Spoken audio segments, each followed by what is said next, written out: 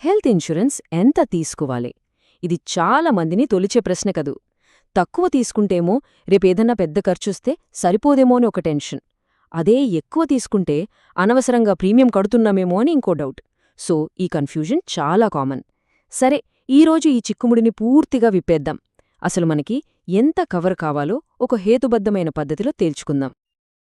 ఈ కొటేషన్ చూడ్డానికి కొంచెం వింతగా, కఠినంగా అనిపించొచ్చు, కానీ దీని వెనుక చాలా లోతైన అర్థముంది.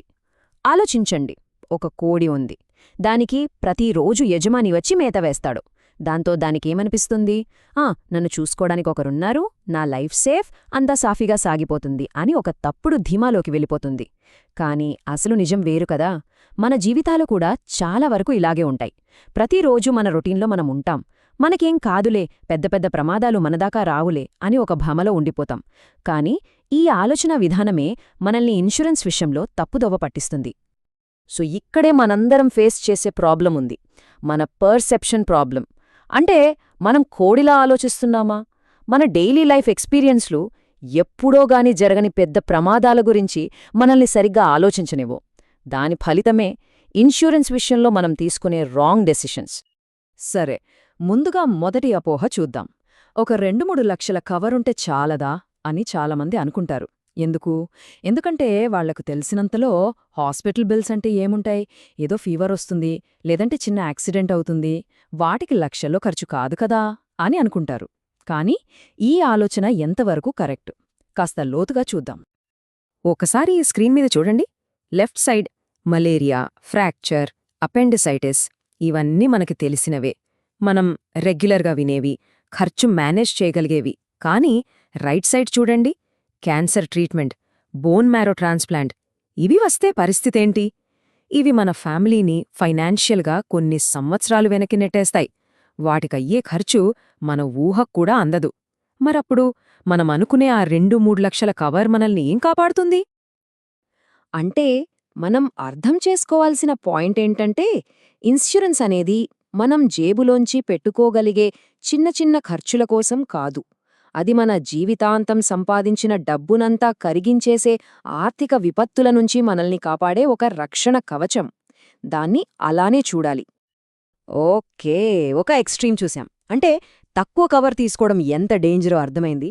ఇప్పుడు కాయిన్కి మరోవైపు చూద్దాం. ఏజెంట్లు మనల్ని భారీ కవర్ వైపు ఎలా నెడతారో, వాళ్ల నడ్జ్ ఎలా ఉంటుందో చూద్దాం.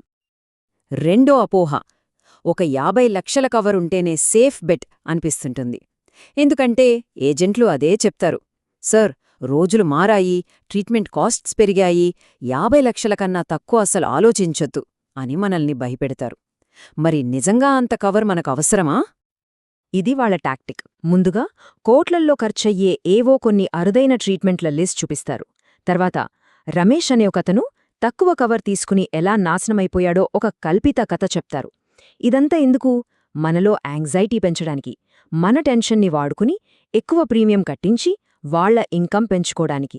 అంతే తప్ప మన ఆరోగ్యం గురించి ఆలోచించి కాదు. కానీ ఈ లాజిక్లోనే ప్రాబ్లం ఉంది. ఆలోచించండి, ఏ కవర్ కూడా మనల్ని అన్ని ప్రమాదాల నుంచి కాపాడలేదు. సరే, ఈ 50 లక్షలు తీసుకున్నాం. ఒకవేళ ట్రీట్మెంట్కి ₹1,00,00,000 ఖర్చయితే అప్పుడేం చేస్తారు? ఇది ఒక నెవర్ ఎండింగ్ సైకిల్. ఈ వాటిఫ్ గేమ్కి ఎండ్ ఉండదు. రైట్. సో తక్కువ కవర్ పనికిరాదు, మరి ఎక్కువ కవర్ తీసుకోవడం కూడా లాజికల్ కాదు. మరి ఆ రెండిటి మధ్య స్వీట్ స్పాట్ ఏంటి? ఆ బ్యాలెన్స్డ్ అప్రోచ్ ఏంటో ఇప్పుడు చూద్దాం. చూడండి, రియల్ వరల్డ్ డేటా ఏం చెప్తోందంటే, చాలా వరకు ఎంత ఖరీదైన ట్రీట్మెంట్ అయినా సరే 20 లక్షల మార్కుని దాటడం చాలా అరుదు. అంటే చాలా మేజర్ హెల్త్ ఇష్యూస్కి కూడా 10-20 లక్షల మధ్య కవర్ అనేది ఒక ప్రాక్టికల్, స్మార్ట్ చాయిస్. ఇదే ఆ స్వీట్ స్పాట్. అయితే ఇక్కడొక మ్యాజిక్ ఉంది. మనం 10 లక్షల కవర్ తీసుకున్నా అది మనకి అంతకంటే చాలా ఎక్కువ ప్రొటెక్షన్ ఇస్తుంది. ఎలాగో చెప్తాను. స్టెప్ 1, బేస్ కవర్ 10 లక్షలతో స్టార్ట్ చేస్తాం. తర్వాతొస్తుంది నో క్లెయిమ్ బోనస్. అంటే మనం క్లెయిమ్ చేయని ప్రతి సంవత్సరం మన కవరేజ్ పెరుగుతూ పోతుంది. అలా కొన్నేళ్లలో ఈ 10 లక్షలు 20 లక్షలు కూడా అవ్వచ్చు. ఇక మూడోది రీస్టోరేషన్ బెనిఫిట్. ఇది చాలా ఇంపార్టెంట్. ఫర్ ఎగ్జాంపుల్, మన 10 లక్షల కవర్లో ఒక 8 లక్షలు వాడేశామనుకుందాం. అదే ఏడాది మళ్ళీ ఇంకో హెల్త్ ప్రాబ్లం వచ్చిందనుకోండి, అప్పుడు ఈ బెనిఫిట్ మన బేస్ కవర్ని మళ్ళీ రీఫిల్ చేస్తుంది. అంటే ఒకే ఏడాదిలో మనకి డబుల్ ప్రొటెక్షన్ దొరికినట్టే. వెయిట్ ఇప్పుడు మీకు డౌట్ రావచ్చు. 10 లక్షల కవరే ఇంత ప్రొటెక్షన్ ఇస్తుంటే 5 లక్షలు తీసుకుంటే సరిపోతుంది కదా, ప్రీమియం కూడా తగ్గుతుంది అని. ఇది చాలా లాజికల్ క్వశ్చన్. కానీ ఇక్కడ మనం లాంగ్ టర్మ్ గురించి ఆలోచించాలి. ప్రాబ్లం ఏంటంటే హెల్త్ కేర్ ఇన్ఫ్లేషన్.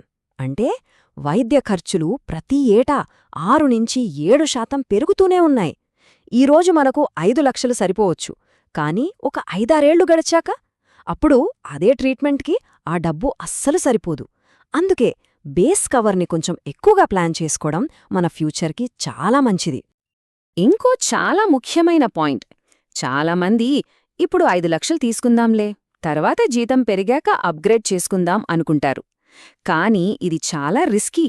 ఎందుకంటే మనం హెల్దీగా ఉన్నంతవరకే ఇన్సూరెన్స్ కంపెనీలు కవర్ పెంచడానికి ఒప్పుకుంటాయి.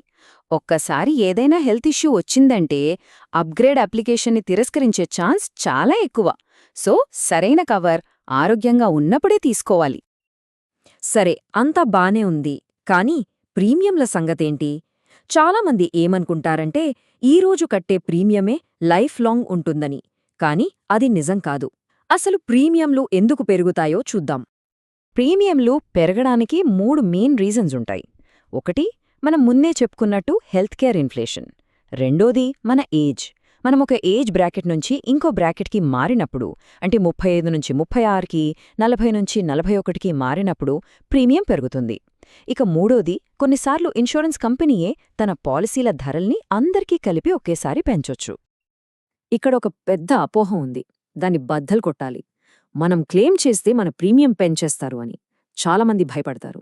ఇది కంప్లీట్గా అబద్ధం. రూల్స్ ప్రకారం కేవలం ఒక్కరు క్లెయిమ్ చేసినందుకు వాళ్ల ప్రీమియం పెంచే అధికారం ఏ ఇన్సూరెన్స్ కంపెనీకి లేదు. ఇది బాగా గుర్తుపెట్టుకోండి.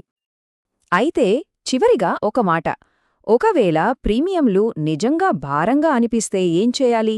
అస్సలు పాలసీ లేకుండా ఉండే బదులు కనీసం మన బడ్జెట్కి సరిపోయే చిన్న కవరైనా తీసుకోవడం చాలా బెటర్. ఏమీ లేకపోవడం కన్నా ఏదో ఒక ప్రొటెక్షన్ ఉండటం ఎప్పుడూ మంచిలే కదా. సో ఈ మొత్తం విశ్లేషణ తర్వాత మనల్ని మనం వేసుకోవాల్సిన ప్రశ్న ఒకటే, మనం కోడిలా ఆలోచిస్తున్నామా లేక ఒక ఇన్వెస్టర్లా ఆలోచిస్తున్నామా?